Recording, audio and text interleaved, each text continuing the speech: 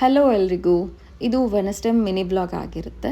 ಇನ್ನೇನು ಹಬ್ಬ 2 ದಿನ ಇದೆ. ಆದ ಕಾರಣ ನಾವು ಬೆಳಿಗ್ಗೆನೇ ಚಿಕ್ಕಬಳ್ಳಾಪುರ ಮಾರ್ಕೆಟ್ಗೆ ಹೋಗಿದ್ವಿ ಹೂಗಳನ್ನ ತಗೊಬರೋಣ ಅಂತ. ಹೂ ಜೊತೆಗೆ ಬೇರೆ ಏನಾದರೂ ಥಿಂಗ್ಸ್ ಹಬ್ಬಕ್ಕೆ ಬೇಕಾಗಿರೋದು ಅಲ್ಲೇ ಸಿಗುತ್ತೆ ಆ್ಯಂಡ್ ಎಲ್ಲ ಒಂದೇ ಕಡೆ ಸಿಗುತ್ತೆ ಅಂತ ತಗೊಬಂದ್ವಿ. ಎಲ್ಲ ಥರದ ಹೂಗಳು ಬಂದಿತ್ತು ಆಲ್ಮೋಸ್ಟ್, ಬಟ್ ಇನ್ನೂ ಕೆಲವೊಂದು ಬಂದಿರಲಿಲ್ಲ. ಅದೆಲ್ಲ ಗುರುವಾರ ಬರುತ್ತೆ ಅಂತ ಹೇಳ್ತಾಯಿದ್ರು. ಸಿಕ್ಕಿದಷ್ಟು ಮಾತ್ರ ತಗೊಬಂದೆ ನಾನು.